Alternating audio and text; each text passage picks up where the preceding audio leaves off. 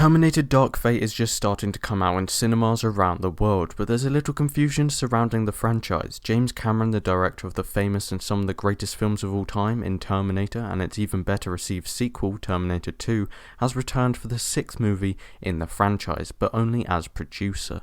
Why is there confusion, you ask? Well, the latest edition is doing a Halloween on us and pretending the 3rd, 4th and 5th titles do not exist, which I think most people agree is a good thing.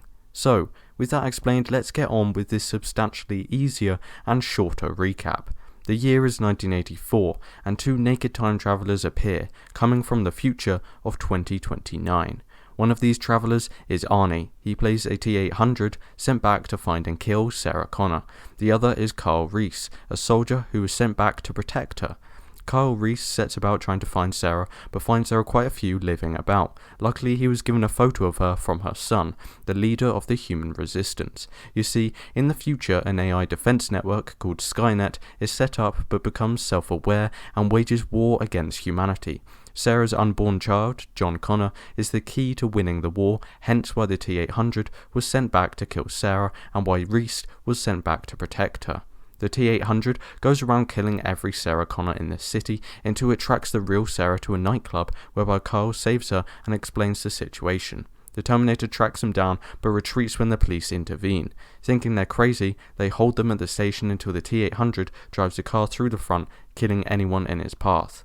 Sarah and Reese get away, whereby he reveals to her he has been in love with her since he first saw her photo. They get it on and, well, let's just say we know where John comes from in the future. Yep, John's best friend and loyal soldier is sent back to pretty much make sure John is born. The Terminator is relentless, however, and continues its assault even after its vehicle explodes, melting its skin off, leaving the metal skeletal frame shuffling after them.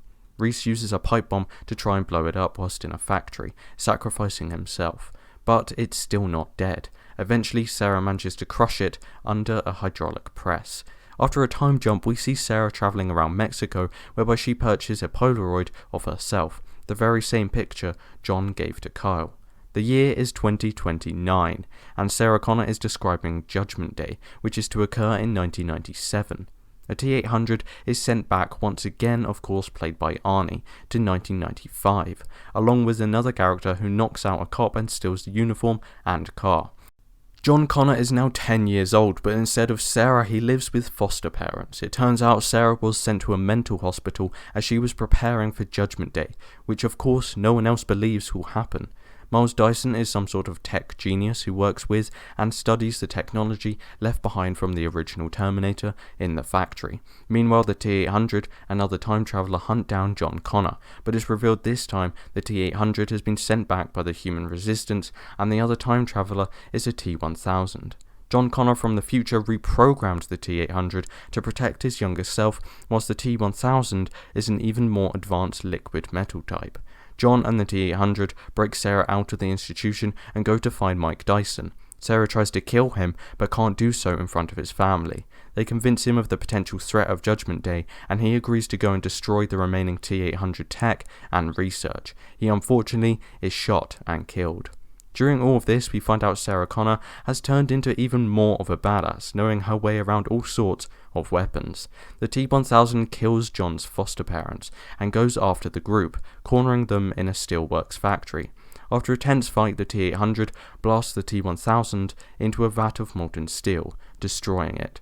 Destroying the original arm of the T-800, the new and reprogrammed Arnie reveals he must also be destroyed. One of the saddest deaths in movie history, realistically. And that's you caught up. Thank you so much for watching. See you next time.